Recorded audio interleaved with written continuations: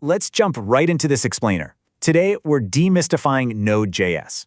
We're going to look at the massive shift from waiting to actually doing and explore how this one fundamental shift completely rewired how we build for the modern web. So picture this for a second. You're ordering food from an app. While the kitchen is prepping your meal, you're tracking the driver's location live on a map, maybe chatting with customer support, and browsing a completely different restaurant's menu all at the same time. But really, think about what's happening under the hood. How is one single server handling all of that continuous data for you and for literally 10 million other live users at the exact same time without just completely freezing up? It's kind of wild when you actually stop to think about it. Well, to understand the fix, we really have to look at the traditional problem. Historically, servers running languages like PHP, Java, or Ruby relied on what's called the blocking model. When a user made a request, let's say fetching your order history, the server assigned a dedicated thread to that specific request. That thread would go ask the database for the info, and then it would just wait. While it was waiting for that database response, it was doing absolutely nothing, but it was still fully occupied, just staring blankly at the wall, totally unable to help anyone else. So if you had 1,000 concurrent users, you needed 1,000 concurrent threads. And threads are expensive. They eat up memory fast, and eventually you just run out. To see how this got solved, we have to go back to 2009. At that point, JavaScript was strictly trapped inside the browser. It lived in Chrome or Firefox to make buttons clickable, and well, that was pretty much it. But this developer, Ryan Dahl, looked at this frustrating server waiting problem and tried a wild what-if experiment. What if, instead of waiting around, the server just fired off the request to the database and immediately moved on to the next task? It could just circle back whenever the data was actually ready. So Dahl took the V8 JavaScript engine, the incredibly fast engine that actually powers Google Chrome, and ripped it right out of the browser so it could run directly on a server. And just like that, JavaScript was free. Okay, let's dive into this shift, because it's massive. Before Node, JavaScript was totally locked into dealing with the document object model, the window, rendering elements on a screen, front-end stuff. But by extracting that V8 engine, Node gave the language these entirely new full-stack superpowers. Suddenly, JavaScript could talk directly to the file system, hit databases, handle heavy network requests, and interact with the operating system itself. It meant developers could use the exact same language they already knew from the front end to write heavy-duty back-end servers, a real game changer. Let's use a quick restaurant analogy that makes this architectural shift crystal clear. Think about the traditional blocking model we talked about. Imagine every single customer who walks into a restaurant gets their own personal chef. The chef takes your order, slowly walks back to the kitchen, cooks everything, and eventually brings it to you. But while your chef is waiting for the water to boil, they're totally unavailable to anyone else. It's incredibly slow. And if you have 100 customers, you need 100 expensive chefs.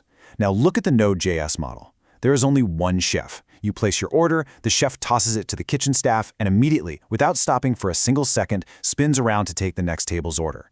When the kitchen dings the bell, the chef grabs the plate on the move. Fast, continuous, relentless motion.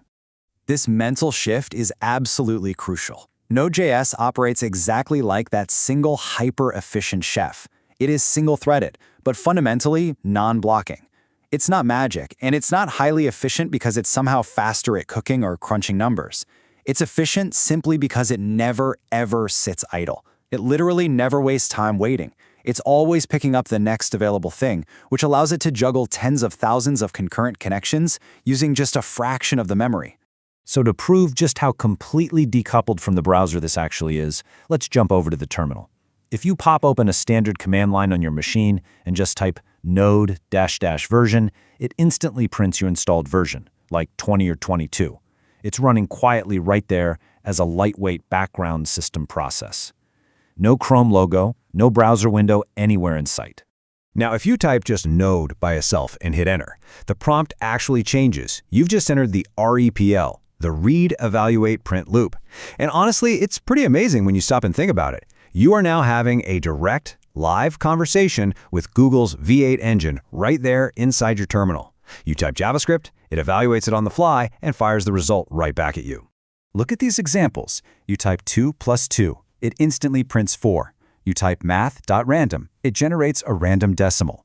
There is no web page here, no DOM, no visual interface whatsoever. This is just raw hardware execution, running entirely as a system-level program.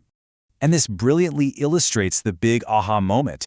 You can define a variable, like const name equals Ravi, and then write a simple template literal that logs a greeting straight into the interface.